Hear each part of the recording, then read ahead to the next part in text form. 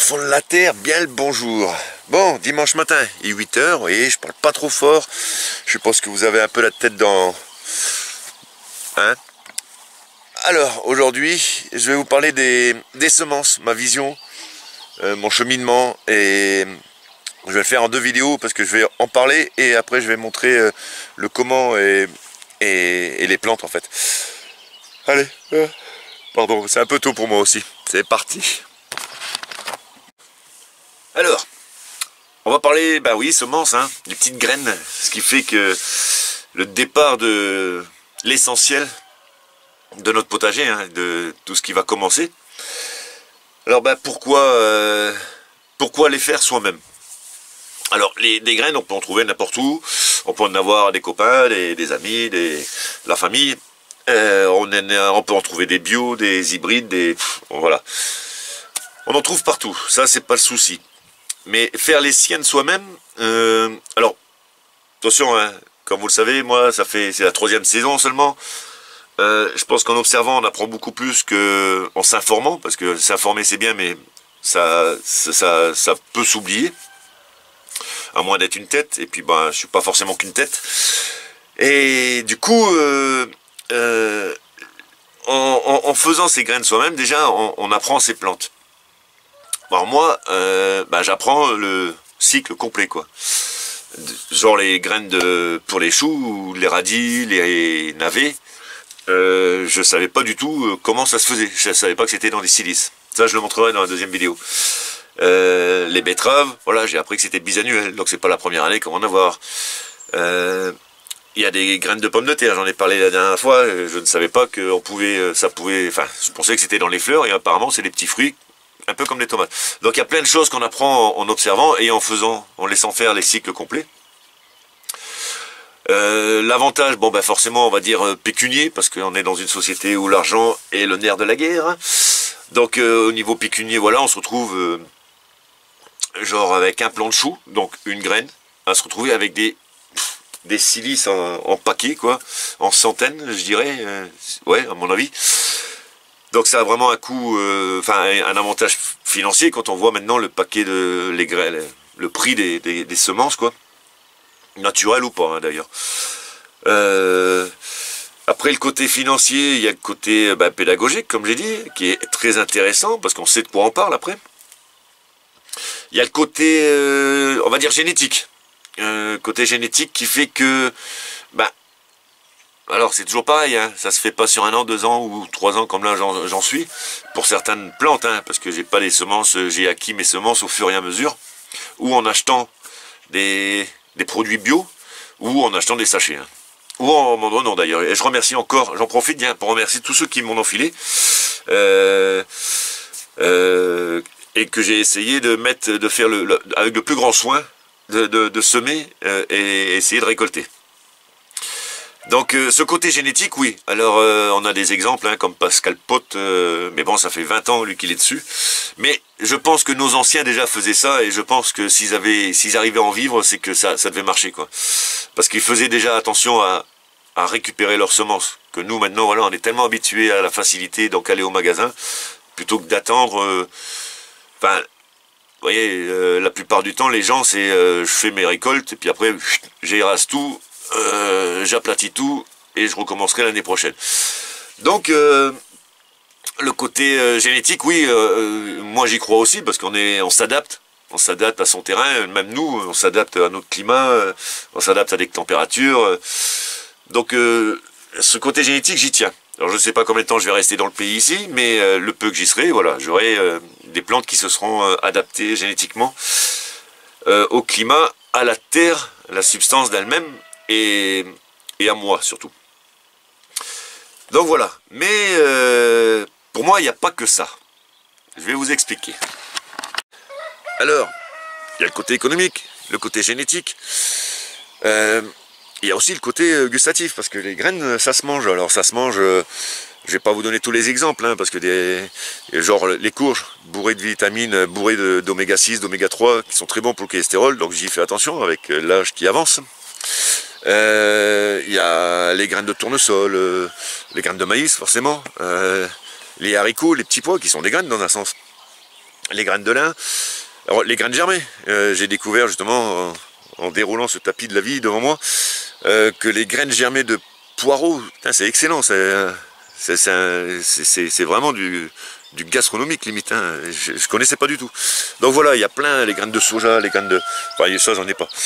Mais voilà, il y a aussi ce côté gustatif de graines. Donc forcément, si on en fait à profusion, on peut en planter, on peut en semer et on peut en manger.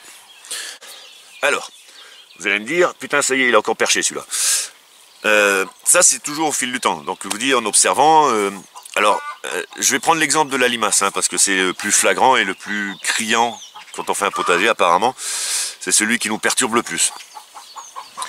De par le fait d'être dans cette petite communauté youtubeur, je me suis aperçu qu'on cherche quand même à s'en débarrasser, voire carrément les éradiquer. Je me suis aperçu que en fait l'homme est très bon, et ça si on étudie l'histoire de l'homme, il est très bon pour trouver tout ce qui est engin de torture ou de mort.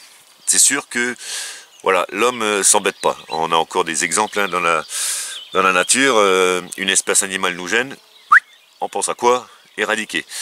La nature nous gêne, on l'éradique, hein. De toute façon on s'embête pas. Je sais pas pourquoi, c'est peut-être on n'a pas encore une conscience assez élevée, une conscience universelle assez élevée pour prendre conscience justement que on n'est pas dans le bon chemin. Donc forcément, alors ça on est sur l'humanité, peut-on la changer du jour au lendemain? Je sais pas. Peut-on se changer nous-mêmes? Ça j'en suis persuadé. Donc déjà cette année, les rapports avec la limace, à part le purin de limace que je m'étais dit, j'avais vu l'info sur le net et je voulais essayer pour certains qui n'ont pas la chance d'avoir un écosystème ou un potager assez grand pour semer beaucoup, pour avoir la quantité nécessaire pour l'autosuffisance ou l'autonomie ou tout ce que vous voulez. Là les mots-clés qui vont bien là, ça va aller. Alors, donc cette année, bah, vous savez, j'ai dépaillé et nickel. D'ailleurs, je vous ai montré en première image, voilà, elles sont là, elles sont peinards, je les laisse. Je dis pas, quand je fais mon tour avec mon seau de blé pour donner à mes poules, je vais en ramasser quelques-unes, ça leur donne un petit complément alimentaire, un peu comme du lard, dans une omelette. Et ben moi je me suis dit en fait, ouais, je suis en train de faire mes semences et j'ai vu ça avec les graines de potiron et de tomates, que ça se trouve à profusion. J'ai aussi, voilà, j'ai pas encore tout, hein, je vous dis, je suis en train de m'agrémenter au fur et à mesure. Je montrerai ça, je vous dis dans la deuxième vidéo. Donc je me suis dit en fait, bah, pour pour accepter le fait qu'il y ait des limaces chez soi, pour ne pas tomber dans le processus de mince, elles sont en train de me bouffer mes plants, et ben autant en mettre beaucoup, autant faire beaucoup de plants. Et forcément du coup l'utilité de faire ces semences avec du coup un plant de chou ou des plants de radis ou des plants de salade, alors salade, carottes, tout ça, potiron, tomates, on en a à profusion. Ben voilà, en fait c'est de les prendre ces semences qu'on a fait et de d'aller les planter, les semer ou les mettre en godet et après les replanter ou les semer comme ça, alors à droite à gauche. Donc forcément le potager devient un peu plus bordélique. Mais ce qui est bien, c'est que moi, dans ma tête, je sais qu'il y a la part des anges, mais par rapport à ce que j'ai planté, la part des anges est beaucoup moins importante.